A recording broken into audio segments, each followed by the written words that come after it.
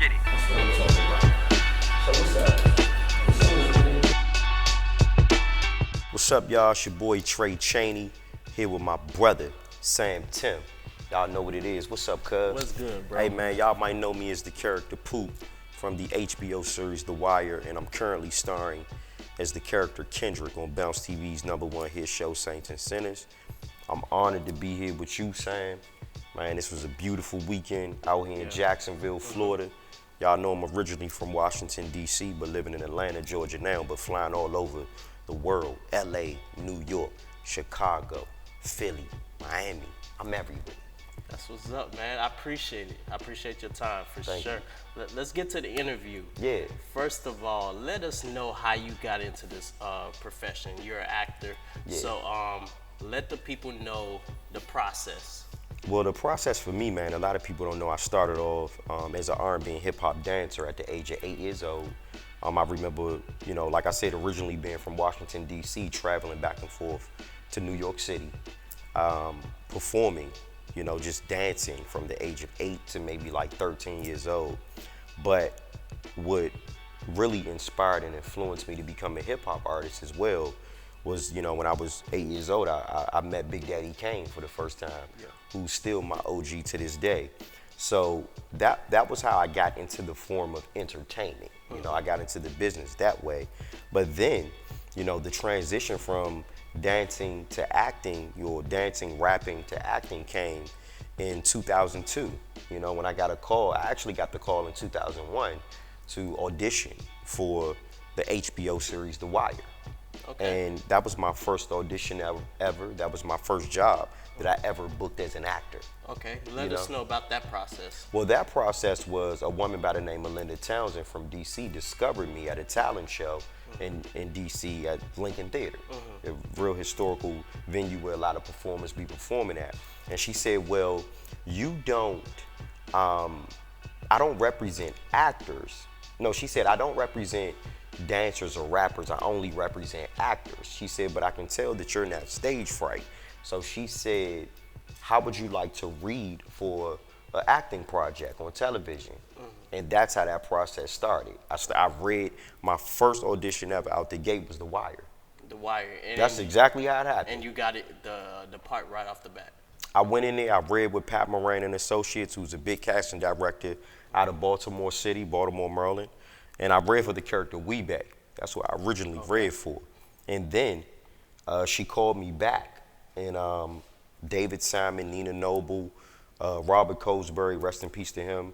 It was a lot of the HBO executives in there. And I remember reading for Weebay again. I got a call back. For those actors and actresses that don't know what a callback is, it's when they're considering you for the role. They're considering casting you, but you haven't officially been cast yet. But just to get a call back was a blessing. So I go back, I read for Weebay, and then 3 weeks later they call me and say, well, you didn't get the character of Weebay, but you got the character of Malik Poop Carr.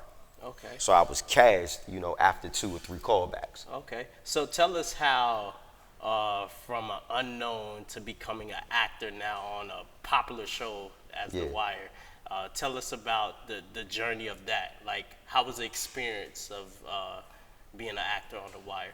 Well, to be honest, man, I think I could speak for every cast member. Nobody knew how big The Wire was going to be when we first started working on it. Oh, really? You got to think, I was responsible for, like often Michael B. Jordan on the show, and Idris Elba, who are my friends to this day, who are big, huge actors, and all of us were kind of like just starting out.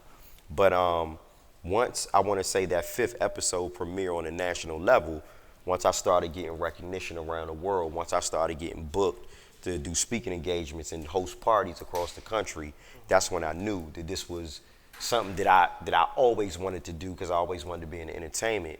But as far as acting, it just really leveled me up in having much more respect for the craft. Okay. And just the experience, man, it's an experience that you can't describe, because obviously whoever I portrayed on the show, it really resonated with people across the country. Because I got a lot of supporters, I got a lot of fans worldwide. So, I always say, if you're an actor on the show, the audience really have to truly believe you. And I've been doing a great job at the audience believing me and attracting these type of fans. And you're talking about the audience believing you. Is there something that you do to practice that, to stay believable, to better your craft as an actor? What do you do to be at your best? Well, with that, playing the character Malik Pukar, this was a street dude, low-level kind of like drug dealer. Where I'm from in Washington, D.C., you could spot those type of people a mile away. I'm from the streets of Washington, D.C., where a lot of young cats don't make it out. You know what I'm saying? But of course, I was fortunate to make it out. But at the same time, seeing the dude that's on the corner selling dope, trying to get his mother and his family out the projects, I kind of like used that as a substitution. So that was how I was able to really tap into that character and bring that character to life. Okay. So for up and coming actors or anybody who's in the streets who want to get into this profession, what would you tell them? How would you inspire them? Well, the way I would inspire anybody that's trying to get into the business is, first of all, work and study your craft. Take classes. You never stop learning. Take classes. And then we have the most powerful thing in the world, which is the internet. Look up the internet. Search for casting agents. Search for managers. Search for talent reps all across the country. Take professional headshots. Pump your stuff. Even if you don't have a reel, you can watch a monologue on YouTube, set a camera up with a tripod, or have one of your friends do it with their cell phone, upload it, and shoot that out and tag other, directors, writers, producers, screenplay, stage play writers, and really get yourself out there. Brand yourself, because that's the most important thing. Okay, that's what's up. And how much have you learned from, you talked about working from Idris Elba and Michael B. Jordan. What did you learn from them? Well, one thing about me, I was never afraid to ask questions. So just, being able to be a sponge, and really soak up all the knowledge that they had of being in the business, I was able to learn that portion of it, the business part of having the right manager, having the right agent, making sure you show up to work on time, making sure you show up prepared, your lines are prepared, and you're ready to just go in there and attack a fool's day worth of work. That's what's up. So what's next for you? Well, right now, man, I got my project out, Undeniable, the Tray Chaney story documentary.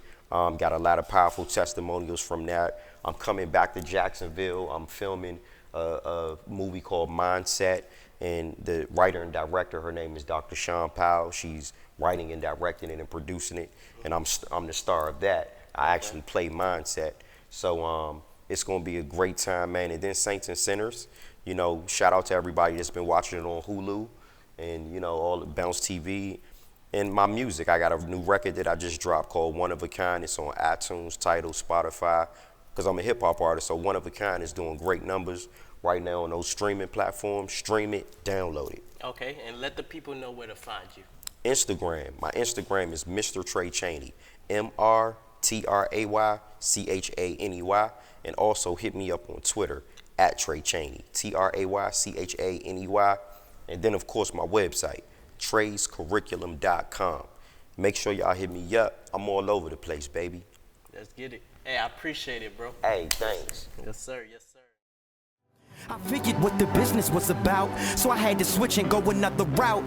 Stop all the venting, get a clear vision, motivate myself and start my own business. That's what I did. I had to figure out a better way to live.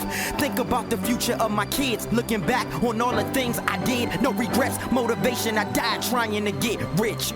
This the afterlife. Was it really worth all the sacrifice? Up in them hotels crying all them lonely nights. I guess it was, cause my family now we living right. And I'm selling out shows each and every night. Welcome to my life, self-examination. Realizing that nobody's gonna tell me nothing. Better yet, nothing. I'm sick of all the bluffing from these industry execs trying to sell me something. God first, dedication, motivation, my way of living. Hard work, determination, inspiration. Man, I gotta get it. Decision making, I stay debating, no hesitating. I'm on a mission, but the lesson that I learn each and every day, like don't work if we don't pray. We God's children.